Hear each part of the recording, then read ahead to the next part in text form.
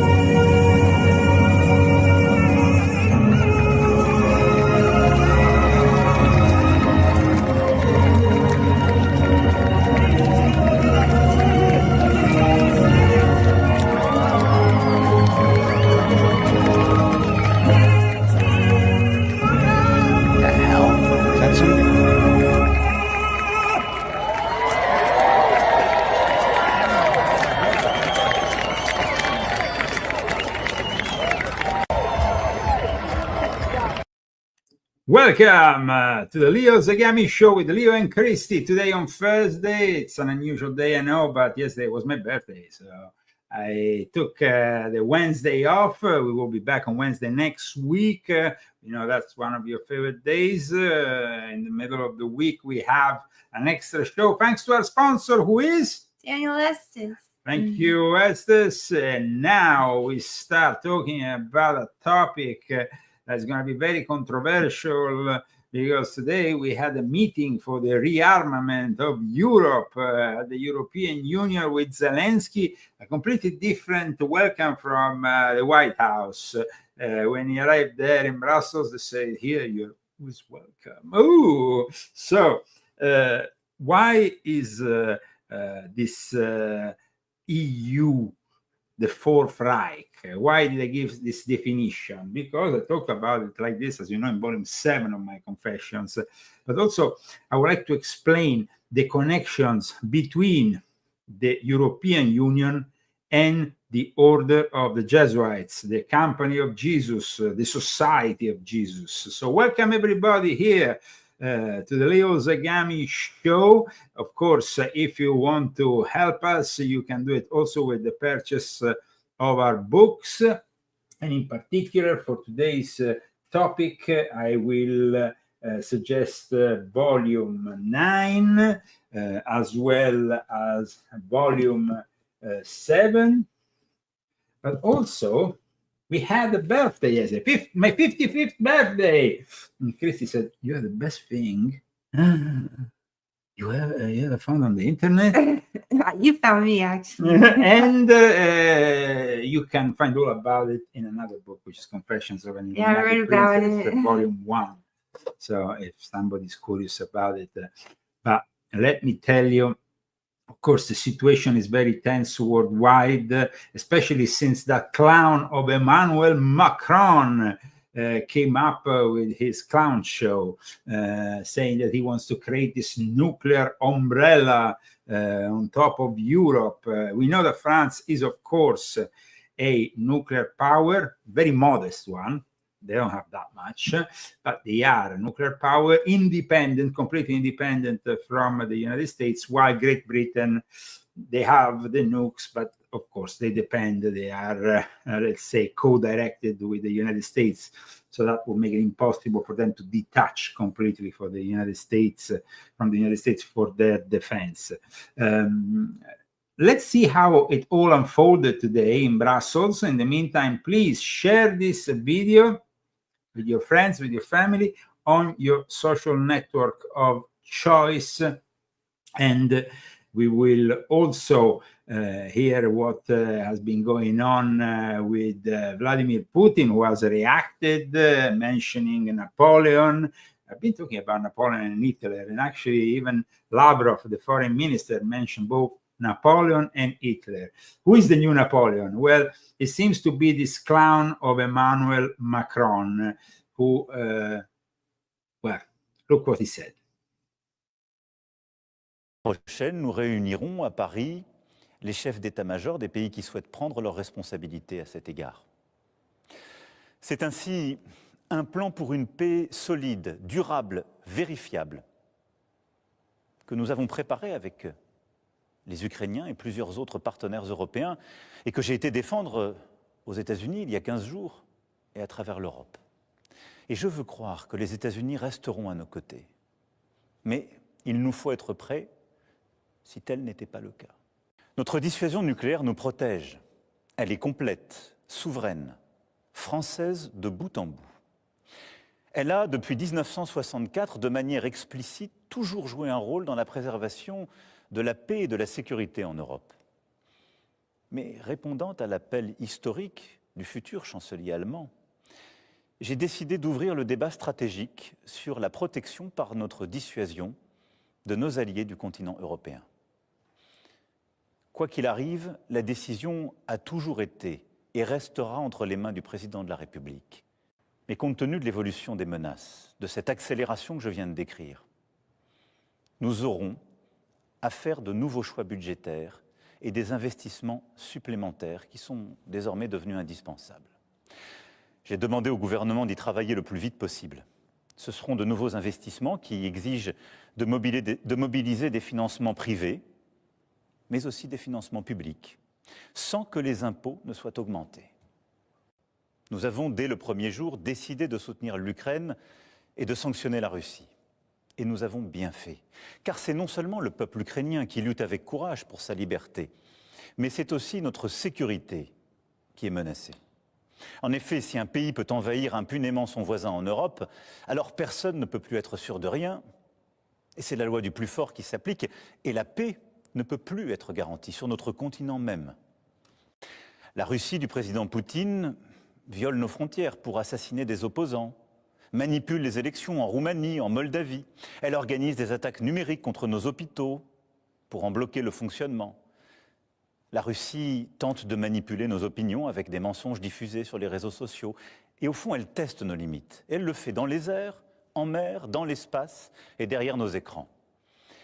Cette agressivité ne semble pas connaître de frontières. Mes chers compatriotes, face à ces défis et ces changements irréversibles, il ne faut céder à aucun excès. Ni l'excès des va-t-en-guerre, ni l'excès des défaitistes.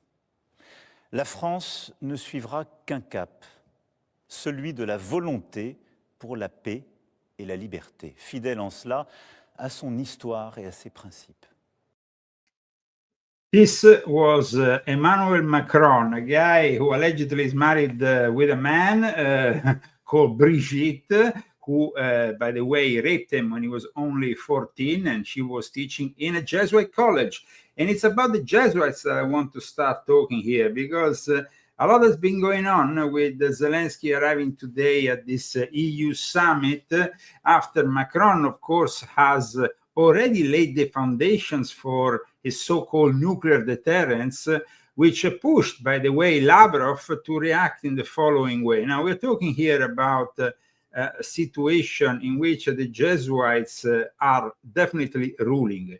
And how do they rule in Europe?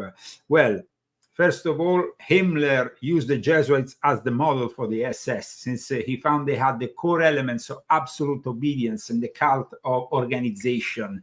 Hitler is said to have called Himmler my Ignazio Loyola, so Ignatius Loyola. So I mean, that is pretty indicating, as Ignatius Loyola is the founder of the Jesuits. As an order, the SS needed a coherent doctrine that would set it apart. But what are the Jesuits doing in Europe?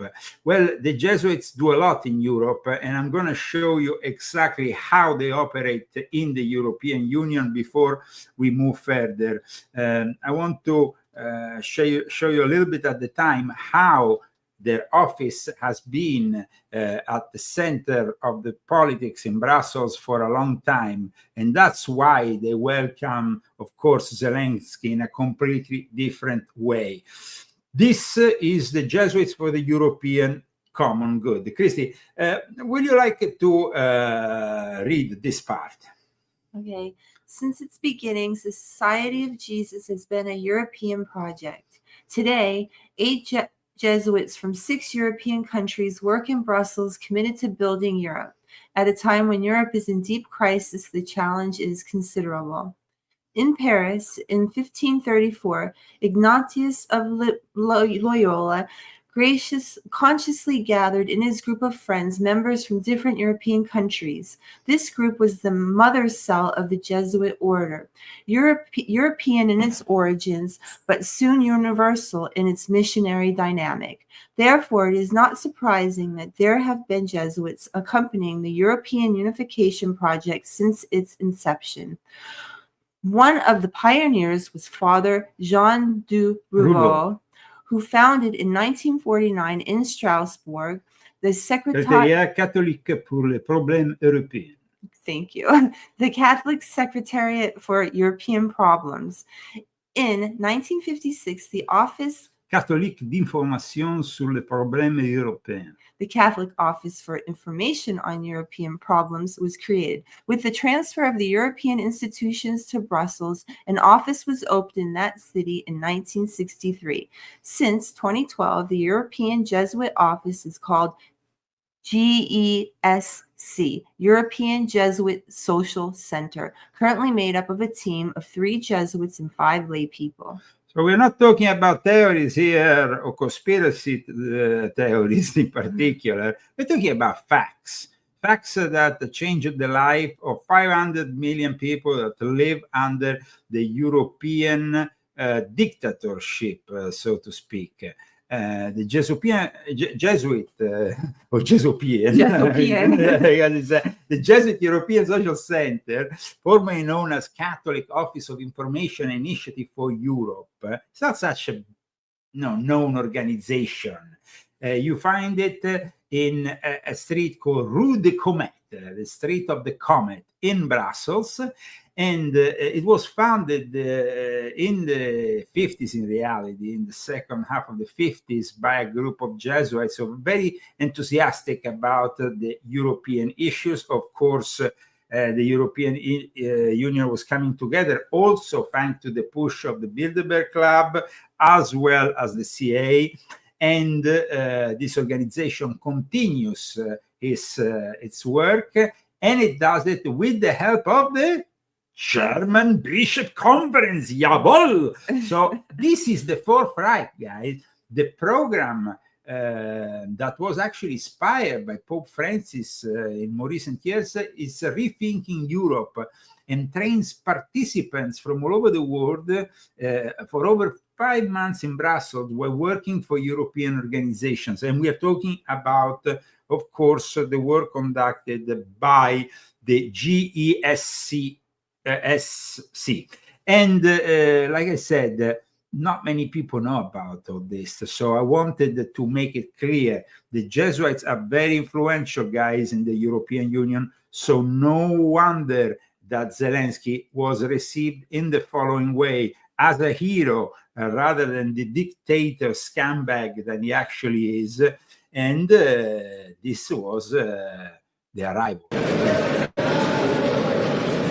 Today, the Council, it's a very important moment to build on European security. As you remember, 1 month ago, we have a very important brainstorming, but now we are here today to take decisions and to deliver. Of course, the security and defense of Europe is not separated of Ukraine security and defense. A stronger European defense, it boosts Ukrainian defense, and a stronger capacity for Ukraine defense is also very important to boost our own defense. Europe faces a clear and present danger, and therefore Europe has to be able to protect itself, to defend itself, as we have to put Ukraine in a position to protect itself and to push for a lasting and just peace. I present today to the leaders the Rearm Europe plan. The Rearm Europe plan provides up to 800 billion euros for defense investment. It gives the member states fiscal space to invest in defense.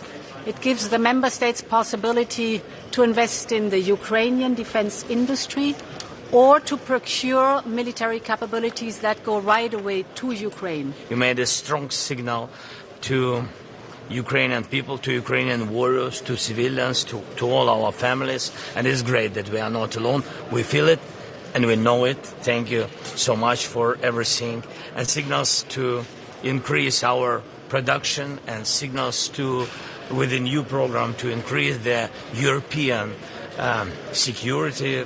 That's, I think, the great decisions. So this was Zelensky earlier today in Brussels after his arrival at the center of what is clearly becoming the Fourth Reich. The concept of the Fourth Reich was disclosed by other individuals before me, and I talk about it in volume 7 of my Confessions. A very important book to understand also the occult and Nazi roots of the Great Reset of Klaus Schwab. Somebody today told me, oh, but you focus on the Nazi roots, but Klaus Schwab is actually more inclined towards the left. He has apparently a little statue of some kind of a bust, or how you say in English? Bust, yes, of Lenin in his office. Well, there is no difference between communism and Nazism. They both come from socialism, remember, and only later on they were made to fight each other. So to control both sides. The Jesuits have always been there, remember, from the very start.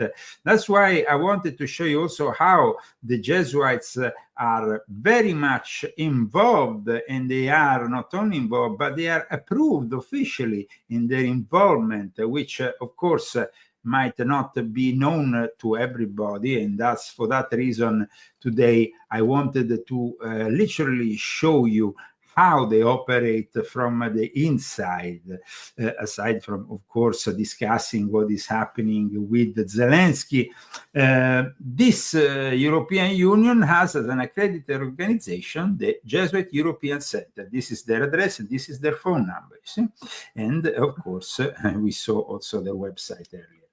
So the Jesuits are present, no joke. They also control, of course, earlier also from Strasbourg, before arriving in Brussels, the black nobility, and they are working, and they have been working in Northern Europe very closely, also with the Dutch royal family. And so it's not, you know, there's no difference for them if you are a Protestant or you are a Catholic. Let's remember that these people, the Jesuits, have been infiltrating the Protestantism for almost 500 years. I mean, they were officially approved in 1540, and from that moment onwards, they became the main instrument of the counter Reformation. The Reformation was enacted, but they became the counter Reformation. And then, of course, as we explained in our episode, which we did the last week, which I suggest you watch on the Inquisitions, they also gradually took control of the Inquisition rather than the Dominicans who were previously in charge. At the moment, the Jesuits, of course, with Pope Francis, are pushing very much. Pope Francis is more dead than alive. He's being kept on respirators. He is probably never going to come out of that hospital in one piece, that's for sure. He had one crisis after the other, and now he's receiving oxygen for most of the time. So the fact that he's still alive might be only, let's say, a formality. He's not very alive, but his church and, of course, the Jesuits are in charge of the whole thing, and they are making him sign, I don't know how. They'll keep him alive as long as possible. As long, he's like the Biden of the Catholic Church. well, yeah, Biden at least though was pretty alive, though he was not alive mentally. This guy, it's I don't know, very bad conditions. But let's not forget also Joe Biden, who has a son, Hunter Biden, who apparently is in debt, guys. You know that when there were the fires in LA, he lost apparently his great art collection. Nobody wants to buy his art anymore, but nobody wanted to buy his art in the first place. What happened was that he was selling art in exchange of favors that the father was giving, and the whole thing was a Ponzi. Well, no, I mean, it was a fraudulent scheme to generate money. So now Hunter Biden says his art sales plunged since Dowd left White House. So very sad for you. Why don't you just set yourself on fire together with your art? I'm sure nobody's going to be that sad about the fact that this hideous scumbag is now in a bankrupt position. Welcome to the Leo Zagami Show. This is our middle of the week show. We thank our sponsor, who is Daniel Estes. Thank you very much for your donation. You're the reason why we are here today, and we're very grateful. And in today's episode, we are bringing you all the latest in regards to what is happening with Zelensky and also with Emmanuel Macron, which is a Jesuit product. We said he went to school with Jesuits. He met his future wife at the Jesuits college, actually high school, and then he developed further a passion for economics, which he followed working for the Rothschilds cartel in France. However, yesterday was my birthday, and I want to ask you a question. mini golf. And I played mini golf yesterday. Shall we show the video? Me playing but mini can golf? I ask you a question real quick? Just real quick before I forget. Are Sabbatean Frankists or Jesuits more powerful? Which one? They work together. Like, for example, if we see the figure of Emmanuel Macron, he was formed by the Jesuits, but then he went and ended up working for the Sabbatean Frankist Rothschilds. So, I mean, there is mostly a, like I explained also in volume 7, I mean, there is a Jesuit element that is inclined to form, educate, and also control the spiritual and religious narrative, while instead the Sabbatean Frankists are mostly inclined to control the economic one, though they also have, as volume 8 explains, a particular interest in brainwashing people with their decadence of reaching some kind of illumination through sin, and they did it also by corrupting, of course, people with Hollywood and the films that were brought out of Hollywood for over 100 years. So the Jesuits have a say in the one world religion. The Sabbatean Frankists, of course, are inclined to control more the economic establishment, but they also have a say in the corruption of the culture. The culture, the Sabbatean Frankists have always been, like, for example, involved in secret societies that have been very influential in the cultural side of things rather than the religious side of things. Yeah, I was going to say that's why Kanye West. Woody Allen is a typical Sabbatean Frankist. Okay. Yeah, Kanye West attacks every Jew in the world, and he gets it wrong because at the same time he is putting swastikas and talking well about Adolf Hitler, who himself was a Sabbatean Frankist product, like I explain in my books, the product like Rabbi Antelman explained of a ritual that was conducted in 1888 to produce this demon, which was Adolf Hitler. But let's move further, because yesterday I played mini golf, guys. I'm kind of training a little bit, maybe one day. It was the first time he ever did it. Yeah, you never know when I'm going to play real golf. So in the meantime, I started mini golf. Hey, Marie. We're at the putt-putt. Here we are. Palm Springs putt-putt. Hansel and Gretel house. And then this is the pagoda. And don't hit it too hard. Oh my god! No! Bounced off the hole. Typical. Well, but I got also a very interesting hope from. Oh yeah, was that the time that you had to put from the green? After from the, but it was actually very successful. So I'm learning. You did good. You did really good. I mean, it was like so close. I've been playing mini golf my whole life, and we were pretty much tied. So okay, so it's. And he thought it was really good in the beginning. I was like, I'm not. Regarding Zelensky, let's not forget what I explained in Volume 9 of my confession. Volodymyr Zelensky is an Ukrainian, but he's also Jew, as Sabbathean Frank is, because Jacob Frank was born in Ukraine.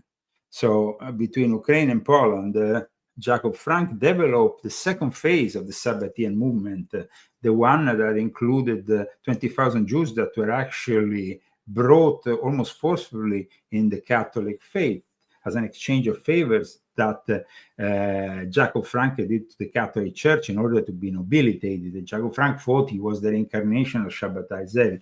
So this is very important, this book, Volume 9, to understand also where we are today with what is happening in Ukraine, the secret societies, the Freemasons involved in all the Ukrainian game, or let's say also the fraudulent ways of this pervert.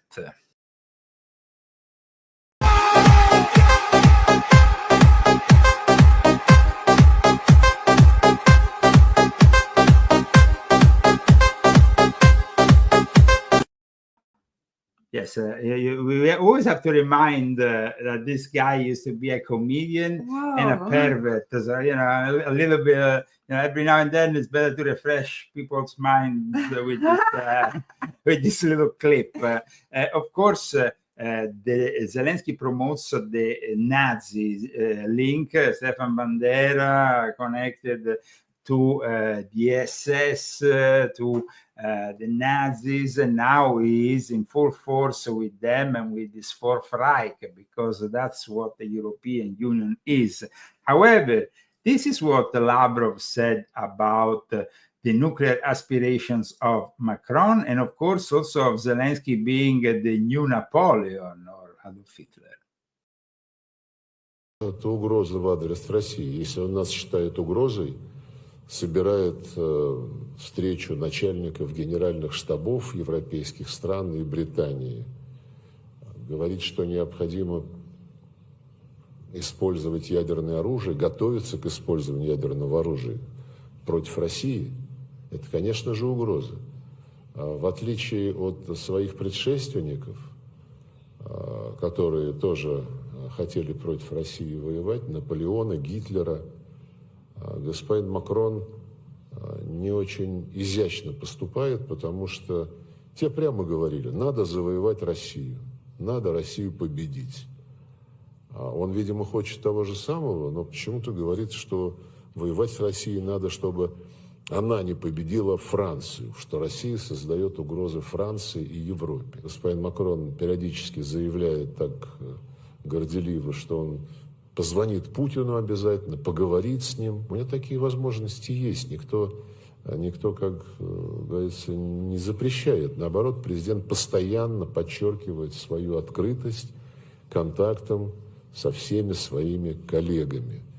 И в отношении вот этих, прямо скажем, неумных обвинений России в подготовке войны против Европы и Франции Путин неоднократно высказывался, называя такие мысли бредовыми, чушью.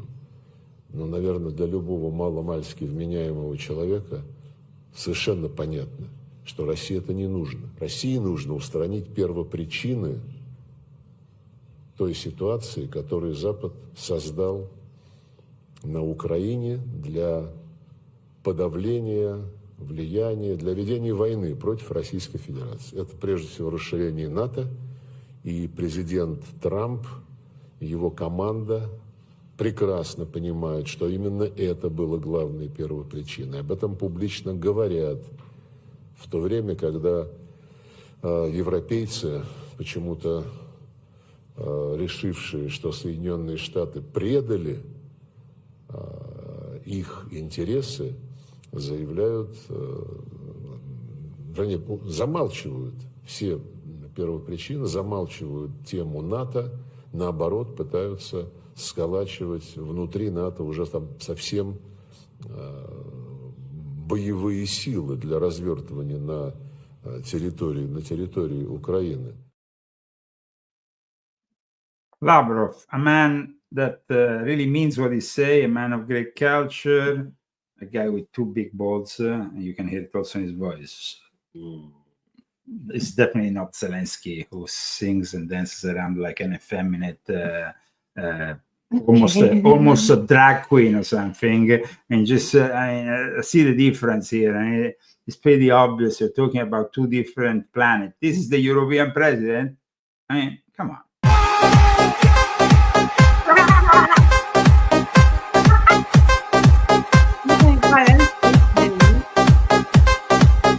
I mean, 800 billion with the possibility of sending all the younger generations of Europeans to die in a war, which they will never be able to win. Never in the history of mankind has a European force, either Napoleon or Adolf Hitler, managed to win against Russia. The problem here is that Europe, if it was really truly united, they might win. They have 500 million people, but they might have also lost any chance of winning the moment in which, after the Second World War, gradually the CIA, for convenience, reprogrammed the German minds, the Italian, castrated the Europeans, transformed them in a bunch of leftist, socialist, and this is not, of course, very viril. So, also in regards to the situation, in regards to financing this war with Zelensky, Zelensky knows very well without the United States of America he can't win, because Europe provides 5 different kinds of tanks, 10 different kinds of machine gun. I mean, it's like even the eventual weapons they could give to the Ukrainians. I mean, it takes time to learn how to guide a tank, for example, control a tank. If you have a different kind, Italian tank, a German tank, then you have to teach the guy. It's not like the Americans gave them the same kind, of tanks. Now they're used to them. And of course, everything that is given by America is being used in wars over and over, because yes, we can say a lot of things against the military industrial complex, but they are efficient. So the European, instead, military industrial complex is fractured. Ukraine knows very well that if it continues like this in the next 2 weeks, they're going to have a crisis. They don't longer have the intelligence support given by the 14, 15 intelligence agencies that operate here in the United States. They don't have the support of Starlink and Elon Musk that have turned off his satellites for them. So they don't know where the Russians are now anymore. Their drones will not be capable of being controlled with, of course, the support of Starlink, even if Elon Musk was always a little bit careful in giving that kind of support, especially when they started raiding Russian territory with their drones. The problem with Europe is believing they can even have a chance, because if we go and compare Napoleon, with all the respect, Napoleon was a charismatic guy. Maybe he was short like Zelensky, fine, but he was charismatic, and he was really a guy who studied Sun Tzu, studied the art of war, studied the Bello Gallicum of Julius Caesar. Great knowledge of war. He won. Eventually, he will lose with the Brits, but the Brits were the Brits of over 200 years ago, and not the Brits of today. Today we have Here's Morgan. Today we have, aside from the media BS, we have 75,000 soldiers, of which half of them are not even soldiers. They are chefs, gardeners, whatever. They're not even soldiers. So if they wanted to really fight this war, they will have to take the soldiers even from Windsor Castle or the ones that they use for all those parades that they do in front of Buckingham Palace. The bobbies? They're going to have to use them? No, the bobbies are the police. That's another thing. They're not military. Oh, okay. So we are really with the situation of great incompetence, which is going to unfold if they ever went to war against Russia. And remember, they are no Napoleon, and they're definitely not Adolf Hitler. Now, Adolf Hitler, of course, we know what kind of awful guy he was, but he had the most loyal soldiers that would die for him and do the most terrible things for him. So I don't see these people ever winning, because Napoleon didn't manage. They froze their asses. The same thing happened to Adolf Hitler, who didn't manage. So who's going to win? Ursula von der Leyen. The images that come in today from the European Union in regards to the Fourth Reich make us understand really how ridiculous these people are. What kind of parliament is this?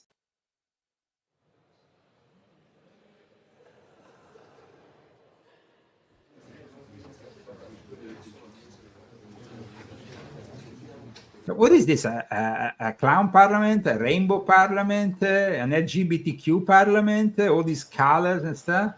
Ridiculous.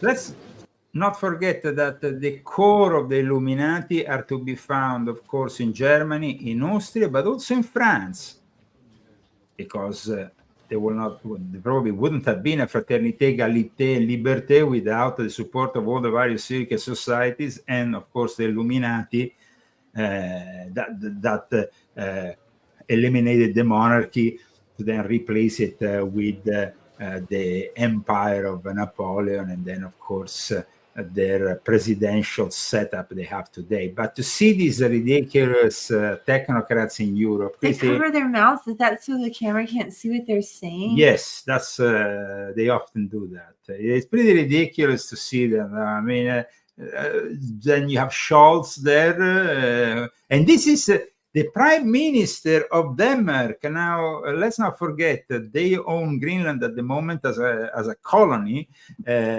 Basically, Donald J. Trump has declared war against Europe when he said that he's going to take Greenland. I hope he does. And it would be fair, because for hundreds of years, they kept Greenland as a colony, and the people never had any decisional power. Here you have, of course, somebody who we know very well, Viktor Orban, next to his, I think, Polish counterpart. Viktor Orban is a voice of dissent, one of the few within the EU Parliament, EU Commission, that is a voice of dissent, that will not support this 800 billion investment. In the end, the concept here is very clear.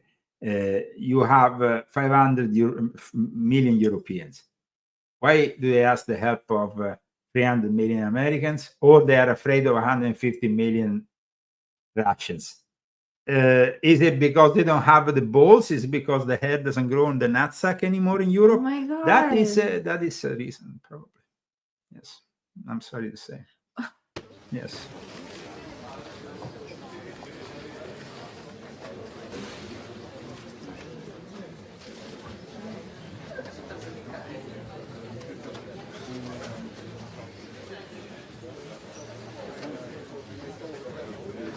Somebody says that the French Martinists, were infiltrated and did basically their synarchy that became the European Union on behalf of the Jesuits. Let's not forget that an SI, which in Martinism means superior inconnu, which was also used by the strict temper observance of German origin. The SI is actually the initials of Società Jesus of the Jesuits. So the Martinists are already screwed.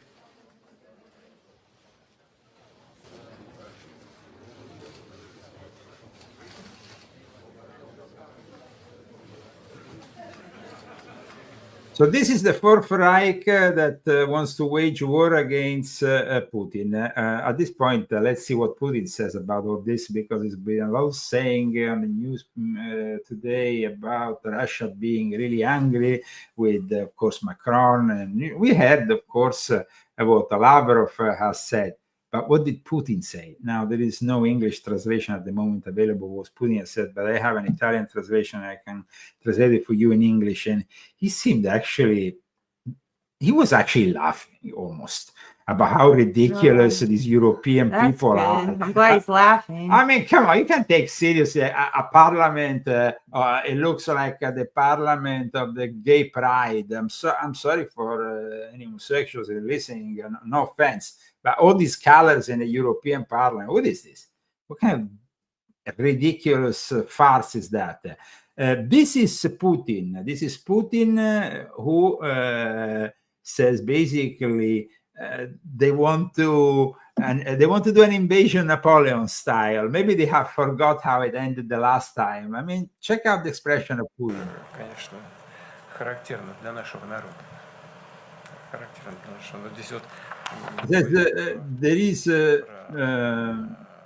there is some people who can't really stay calm, and there is some people who want to go back to the era of Napoleon, and he's kind of laughing there. Come on, you can see the guy. Yeah. Maybe they forgot how it ended, Putin says. He looks like he's like shaking his head, and I think that really, guys, Trump is completely right on leaving the Europeans out, because I mean, Putin is just repeating. They really have underestimated the character of the Russian people. That everything that we got is ours, and that we will not renounce to anything that we got. And all the errors that are done by the people, Putin says, is the error of underestimating the character of the Russian people. And we know that Trump is, of course, restarting probably with Ukraine some kind of dialogue, but in Saudi Arabia, not in America, not in the White House for sure. There is no openness towards receiving again Zelensky in the near future in the White House. So maybe for the meantime in Saudi Arabia with his representatives. The errors, though, like Putin says, of our enemies is really to underestimate us. And so Putin is almost laughing at this ridiculous farce. Let's not forget, I mean, when you see the president of Ukraine dancing around like a woman, wearing those kind of transgender dresses, I know it could be on RuPaul's drag show, but he is the president of Ukraine. Remember that. And instead, he wants to be taken seriously. You saw Putin. Let me remind you once again who is Zelensky.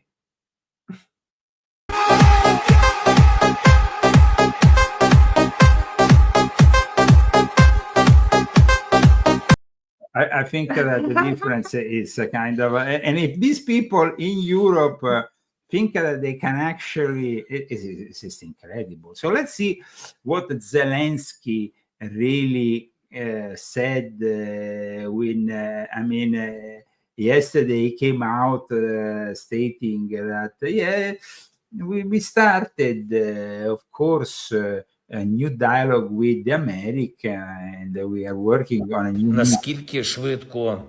Now the thing is that, of course, people have said no during the president's speech to the Congress. He was lying. Zelensky didn't send any letter.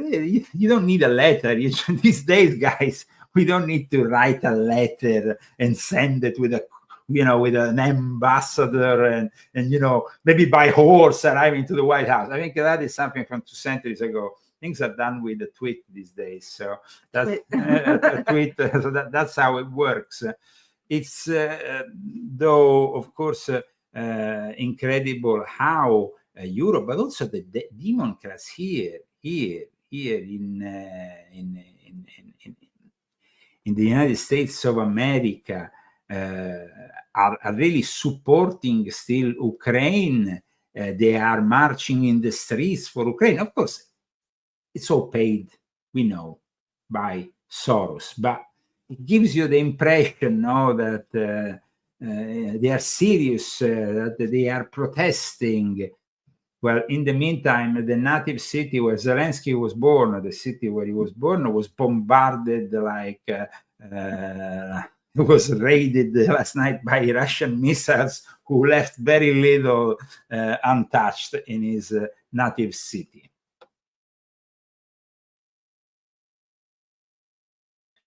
It says, careful because these images could affect your sensibility if you are a liptad.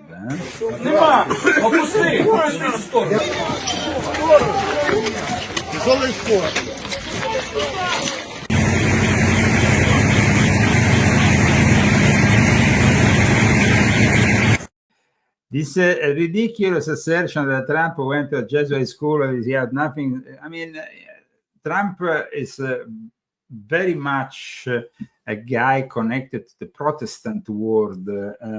He also is definitely somebody who is very pragmatic, like Lavrov himself has said. The Jesuits are obviously against anything that Trump stands for. So to even have this kind of dialogue, this kind of assertion of so-called conspiracy theories. I think he's a double agent or something. Trump is a Jesuit. That's bullshit, guys. That's real bullshit because... I mean, he almost got shot in the ear. That's not fake. And of course, guys, in regards to the shooting, we know that volume 11 of my confessions told you that Thomas Crooks didn't act alone, just like the latest reports from the New York Post and other investigators confirm what has been written in this book. So I think that in regards to Trump's religious status or Trump's, religious mindset, I will have to maybe do a specialized episode, no? I think he fears God after what happened. So absolutely. He's not going to mess around. Absolutely, absolutely. The Jesuits are, like I said, the enemies of Donald J. Trump. But they are also showing that in public letters. You don't need to go in, I'll show you something here. Letter from the Jesuits on the Trump administration rescission of DACA. Who do you think sends all those migrants from Central and South America? Come on, guys, you need to wake up. The people who are defending the so-called dreamers or any kind of illegal immigrant that is in this country are the Jesuits. So stop with your bullshit. Because, here you're talking about a guy who comes from Rome, who has grown up with the Jesuits, who knows very well what the Jesuits stands for. And I repeat, they don't stand for anything. Instead, if you want to know who stands with the Jesuits also politically, it's very easy. You write America is like the magazine of the Jesuits. And who is it that writes for America magazine? Alexandra Ocasio-Cortez. Oh my God. She does? Yes. Alexandra Ocasio-Cortez is a Jesuit agent. Oh my God. And this is, that's why I am like, let me show you guys. So maybe you refresh your mind, you reboot your mind from your demented conspiracy, you find some from idiots on the internet. One thing I can tell you for sure, that the connections that, of course, Alexandra Ocasio-Cortez has with the Jesuits are real connections to the level of even writing for their magazine. Alexandra Ocasio-Cortez on a Catholic faith and the urgency of criminal justice reform. This is the official America, the Jesuit Review. Oh my God.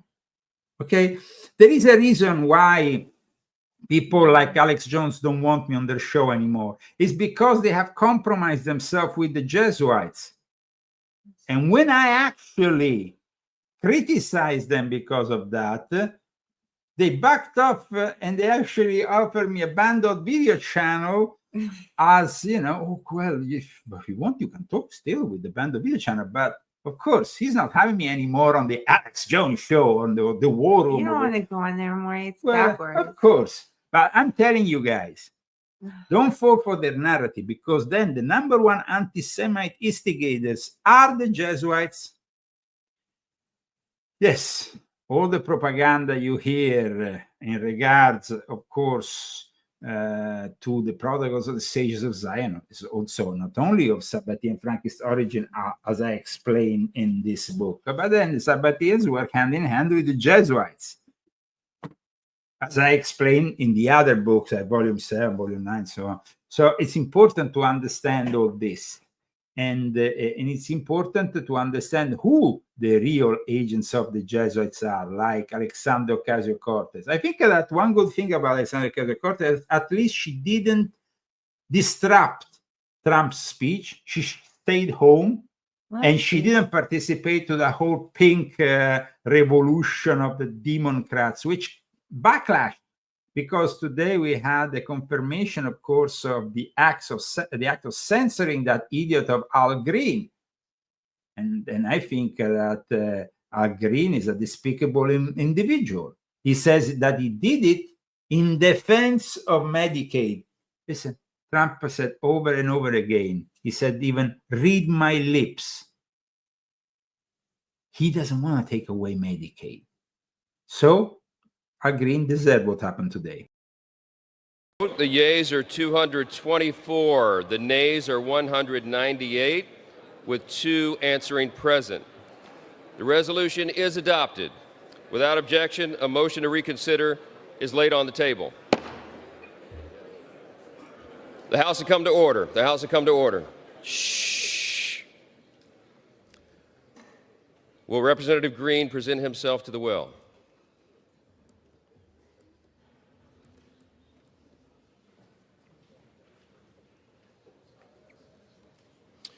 By its adoption of House Resolution 189, the House has resolved that Representative Al Green be censured, that Representative Al Green forthwith present himself in the well of the House of Representatives for the pronouncement of censure, and that Representative Al Green be censured with public reading of this resolution by the Speaker. Somebody said, are the Rothschild Sabbatean Frankist here in the chat? Of course, if you read this book, maybe you will learn all about this. In the last chapter of volume 10 of my Confessions, which is Islamic, Freemasonry, and the Secret Societies behind the eternal conflict in the Middle East. A great book to understand also what's happening with Hamas. We know that Donald J. Trump has done something unprecedented in the last few hours. He did a deadline to Hamas. He said, either you give us back these hostages or that's it. Is no longer going to guarantee for their life or anything connected to Hamas that I think should leave Gaza as soon as possible.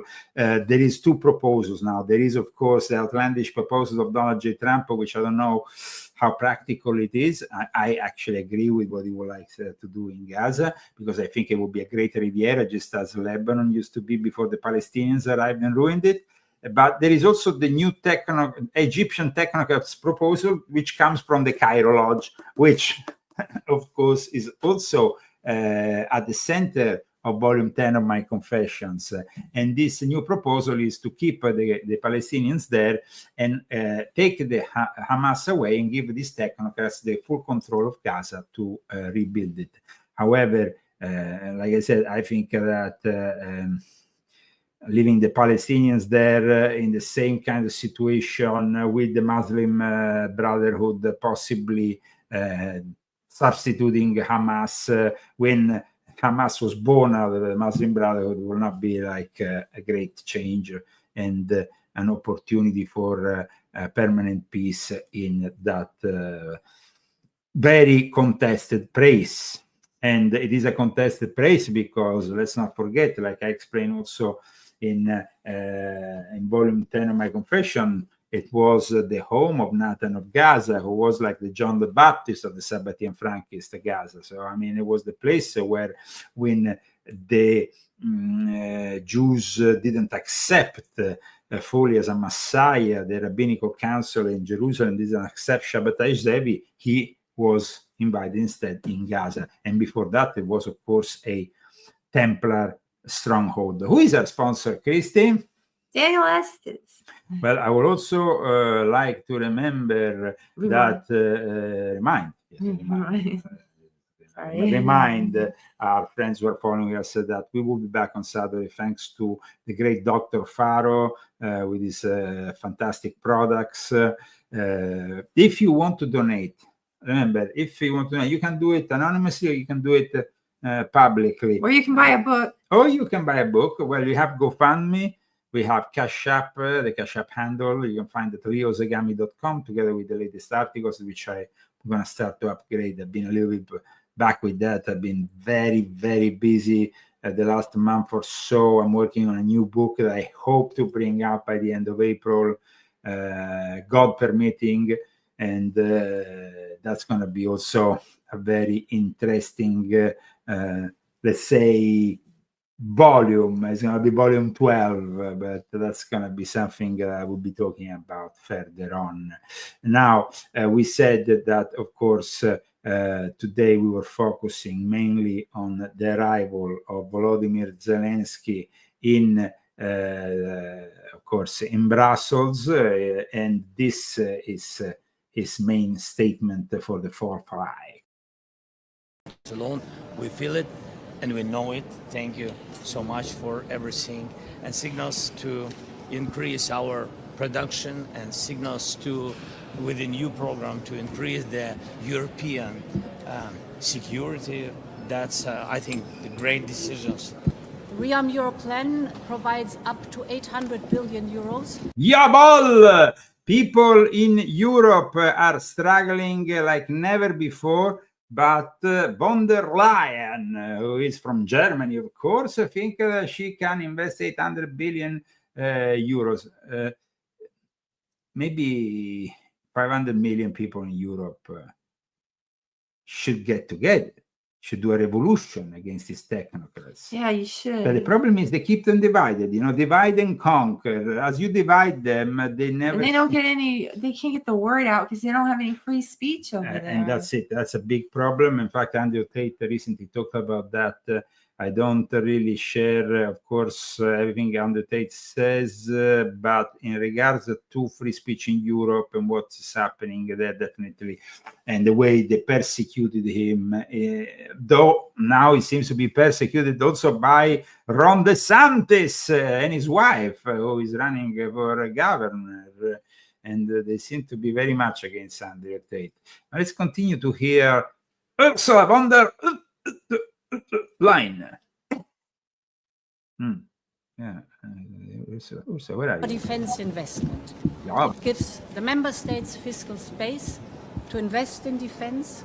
It gives the member states possibility to invest in the Ukrainian defense industry or to procure military capabilities that go right away to Ukraine. So it is to the benefit of rearming Europe, rearming the European Union, but also arming Ukraine in its existential fight for its sovereignty and territorial integrity. Yeah, why don't you help Europe defend their own sovereignty against a massive invasion? Why don't you help Europe rebuild after you destroyed so much of the economy with your demented pandemic? I think this is really the Reichsführer von der Leyen. This is the woman who wants to fight Russia without understanding that at this point, if we, as the United States of America, with the Trump administration, leave them to it, well, they don't stand a chance, guys. They absolutely don't stand a chance. But the Jesuits, of course, like I explained, are in control of the European Union. The Jesuits are behind all this, just as Davos. And Davos, like I explained in Volume 7, in the last chapter, the Pact of the Catacombs, because people don't realize the close link of Klaus Schwab with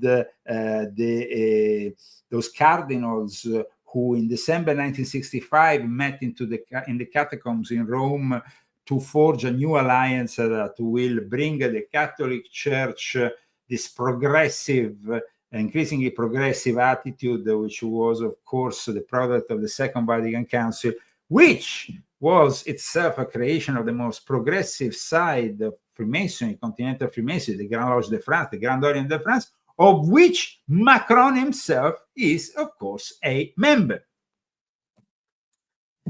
So that's it, guys. Paris has always been, the last few hundred years, the capital of Satanism in Europe. Yes, save Europe. And I have explained that in volume 6.66 very clearly. Yeah, but Paris has always been the capital of Satanism, and Macron, and of course, is the ultimate Jesuit product that could lead them against Russia. Now, this is very interesting, because back in the days when Napoleon waged war against Russia, it was the moment in which the Jesuits had actually used Russia to protect their order and made a deal with Catherine the Great. So there is some very interesting implications here.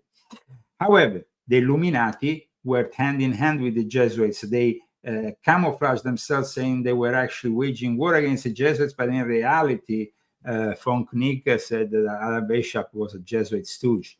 And the Rothschilds became instead a product of the Sabbatean-Frankist Jesuit alliance. In fact, the Rothschilds have been nobilitated in various countries of Europe, but also at one point they were the bankers of the Vatican. And today, with Linda Rothschild, they have brought a new alliance of economists, of great business owners to the Vatican. So, guys, get my books if you want to know more. And of course, thanks to our sponsor, Daniel Estes, who has made the show possible. I hope you enjoyed it. Please put like, share it, share it, share it. Christy, of course, we have also our Zagami Family Cookbook. Please present it and show one of our recipes. You have so many. Really? Okay. Just show it. I mean, show a beautiful recipes you have here. Here's the risotto ai funghi, which is mushroom. That's a nice one. And you don't put cream in it, so yeah, but you have to use a specific kind of rice, no? You carnaroli, yeah, or carnaroli, or boil rice. Yes, so fantastic, guys. We will be always presenting every now and then a recipe from this book, which is a great book that Christy put together with, of course, the Zagami family tradition that developed with Christy when we were for 10 years in Italy, and Christy learned a lot about. I'm a pretty good cook. We went out yesterday and we had some funky dinner at this Thai restaurant and we spent a lot of money and it wasn't very good. No. And I don't want to go out to eat anymore. We were supposed to go to an Italian restaurant with a very good chef. Unfortunately, it was closed yesterday, and so we ended up in a Thai place, and it was usually good. Like, we've gone there before, and that's why we chose it. It was one of our favorites, but it's not good anymore. So I don't think I want to go out to eat until my birthday. That's not for a while. Yes. So. Somebody was saying they wanted to use Ramborant. No, we prefer that you use GoFundMe or Cash App. Thank you so much, actually, for offering that donation to Salt and Light Seeker. And we move on with, of course, The Last Dance. Last Dance. You know, I always see these people in the Fourth Reich. You know, they are so evil, and then you see Trump, which instead. But I couldn't finish this show without this news that was. I mean, we hear every day about some. I was wondering incident on the airplanes. Yeah, this is. Wild. This is a wild incident that just happened, guys. Tonight with new details on an unruly passenger aboard a Southwest Airlines flight that was bound for Phoenix.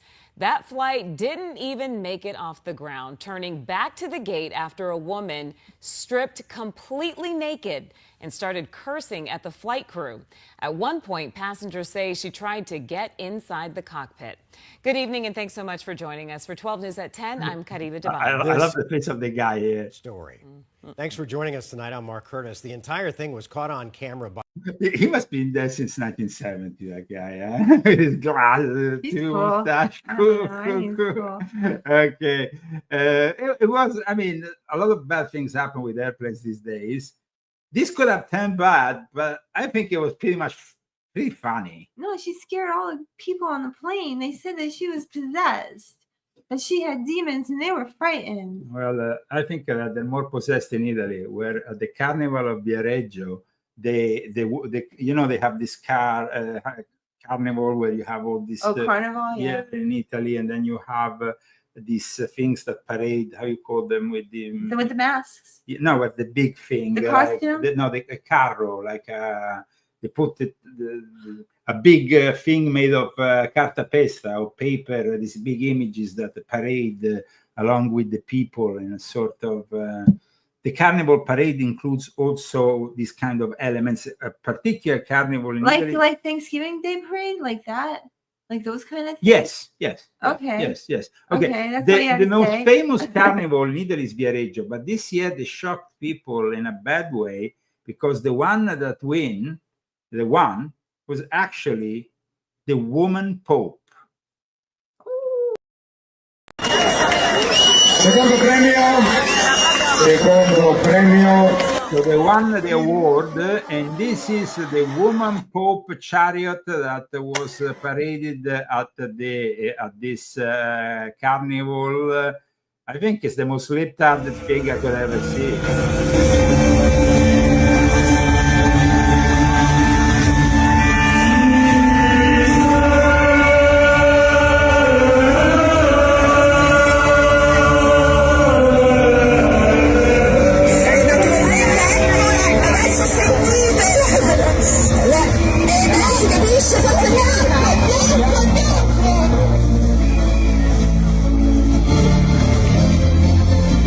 What are they trying to say? A woman pope? Well, guys, I mean, there's no turning back from the Church of Pope Francis being more and more demented. Now the Italians parading with this woman pope in the streets of the Carnival of Viareggio. Whoa, let's go back to Vincenzo Viceversa, Media Ball, the music of Vincenzo Viceversa.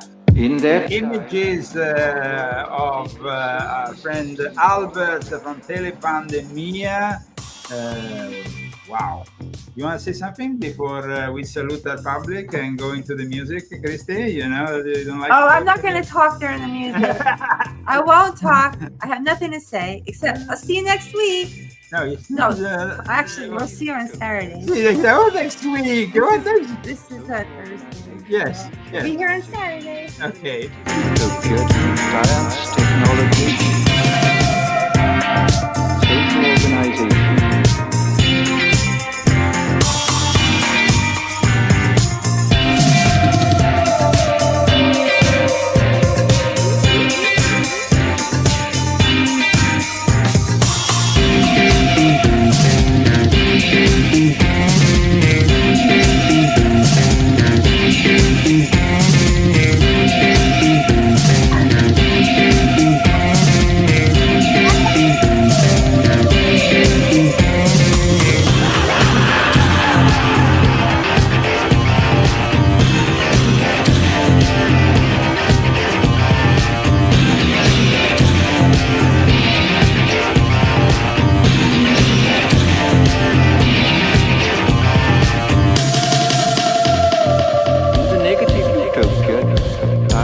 Technology, social organization, dehumanization.